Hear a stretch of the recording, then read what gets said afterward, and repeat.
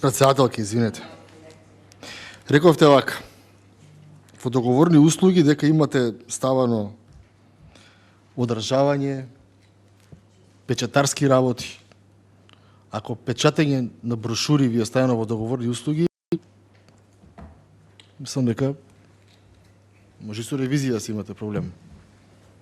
Дека тоа е стоки, а договорни услуги се по дефолт услуги.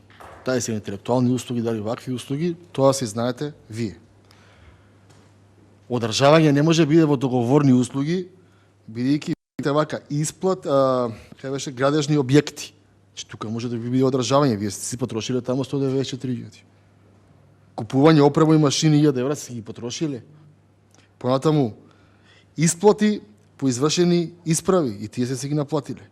И затоа мене не ми е логично да работи печатарски стоки ги ставате во договорни услуги. Не кем да ви се мешам, тоа си е ваше, но мојата дискусија беше апропо тоа. Договорни услуги по дефолт се услуги, интелектуални. Не може да биде печатање договорна услуга. Или одржавање на објект да биде договорна услуга. Тоа се стоки работи. Вршење на работи се обично кога нешто одржавате, а кога купувате стоки. Така што генерално ја знам што зборувам, бидејќи јас не зборував ништо од мене бројки, јас одев по извештајот и го комуницирав со вас воопшто не злонамерно. Понатаму, моментот кој што јас го зборував за бројот за труд, за казни на работници, не беше моментот дали се 357 прифатени, 164 одбиени, па сега да ги собереме. Моментот беше дека според мене и според колегите од мнозинство и вашата политичка матрица, дека на избори се доаѓаше со луѓе кои што имале наводно во Источна Македонија, во Западна Македонија, повардарие, луѓе многу мали плати зимале, работените им давале плата, потоа им ја земале таа плата дека немало инспекции, ке биле корумпирани инспекции и така натаму.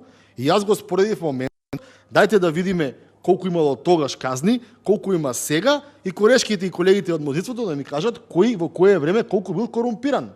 Не ја, сами си кажат. И во тој контекст беше кажана бројката, а не дека вие сте работеле многу или малку. Вие работите врз основа на тоа што некој на терен го сработил. И ја го дадов акцентот на тоа што некој на терен требало да го сработи, а не го сработи. Законот од 2015 година го знам. Бев член на таа влада што се предлагаше и беше сосема друга замислата направена. Ако се сеќавате тогаш, тоа беше повеќе за контролите на терен, луѓе од Дебар се праќаа во радови, луѓе од Радовиш во Струга, со цел, бидејќи сме мала држава, сме реално поврзани секој со секого или партиски, или роднински, или политички, да колку толку ги ставиме работите во ред. И тоа престана околу бројот на вработени и тоа јас се читав стимулацијата која што ви беше даена и видов дека договорните услуги, пак ќе ви повторам, ги рачунам за вработување.